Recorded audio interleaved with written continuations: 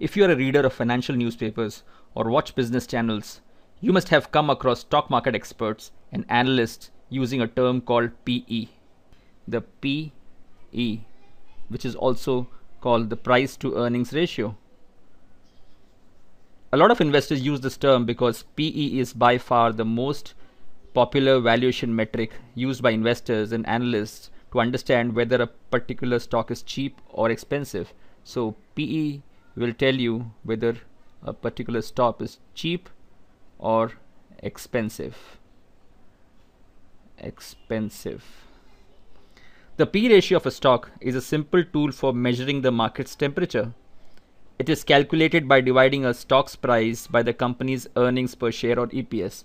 So the formula for PE will be price, which is the stock price, divided by the earnings per share, which is the E. Earnings per share can further be obtained by looking at the net profit of a company, divided by the number of shares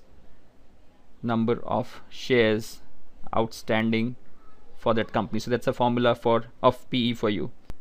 Now let's understand PE using a hypothetical example. So PE, as you understand, is price upon EPS. Now I assume a company's latest year's EPS stands at rupees 10. So we have the denominator, which is 10 rupees per share, and its stock is trading at, or the price is rupees 120. So the price is 120 and the E is 10, which means the PE of the stock is 12x or 12 times. If the same stock moves up to rupees 150, assuming the stock price rises to 150, while the earnings of the company remains at 10, so for some reason the stock has risen to 150 rupees in a short span of time, while the earnings per share remains 10, the PE of the stock will now be 15x. It has risen to 15x. As a general rule of thumb, higher the P, more expensive the stock. This is because investors are paying more for each rupee of a company's earnings. Now, like a stock has a PE that tells whether it's cheap or expensive, the stock market also has its PE.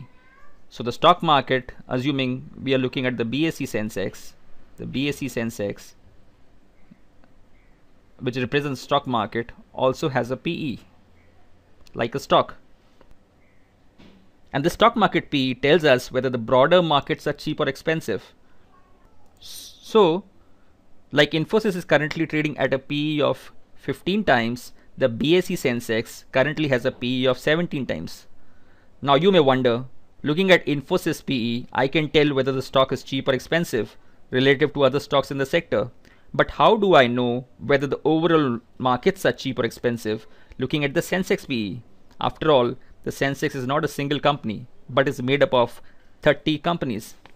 In effect, you are asking at what Sensex PE you should invest to earn good long-term returns from the stock markets.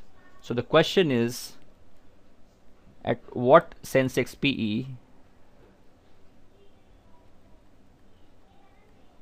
should you invest to earn good returns in the long term? Well, the answer is here. Have a look at this chart. This is a chart which shows 3-year returns calculated daily for the days when Sensex PE has been at different levels. So assuming if the Sensex PE has been 19 times, has been greater than 19 times, for 3 years after that day, on an average, investors have made returns of 2.6% per annum. So if investors had invested when the Sensex PE was greater than 19 times, on an average they have made 2.5% return over the next 3 years. In the same way, if the Sensex PE was in the range of 16 to 19x and investors invested during that period, over the next 3 years they earned a return of 15%.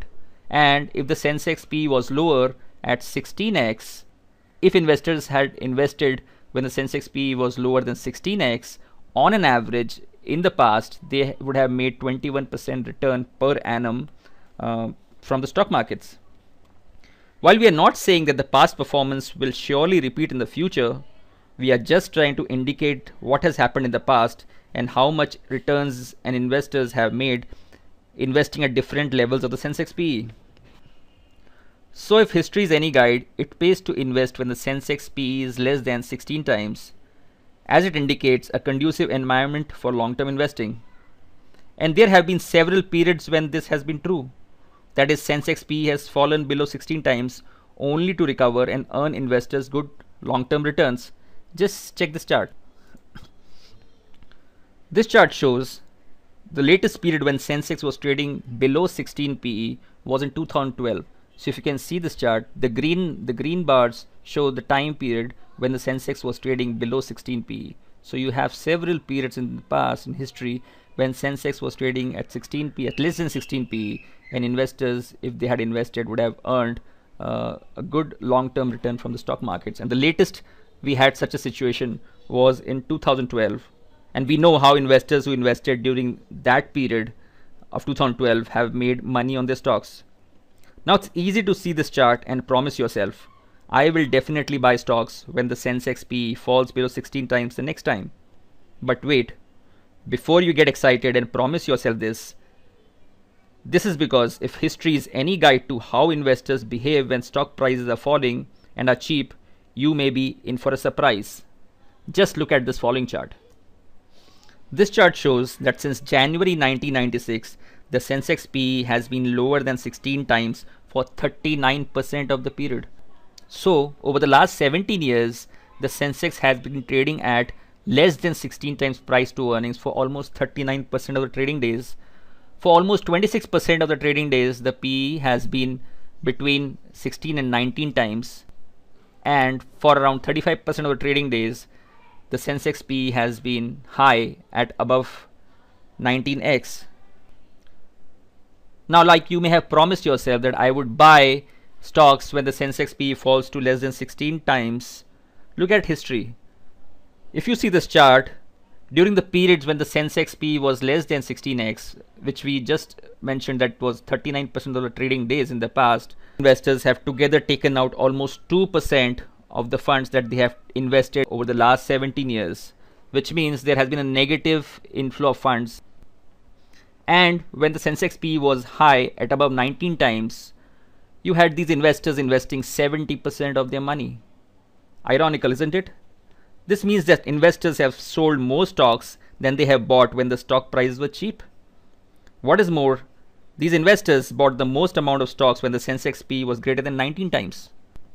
We know it's difficult to be an investor in stock markets when everyone around you is selling stocks, but then this is what separates sensible and successful investors from others. Only those who go against the crowd and buy stocks when there's fear all around and stock valuations are cheap can make money in the long term.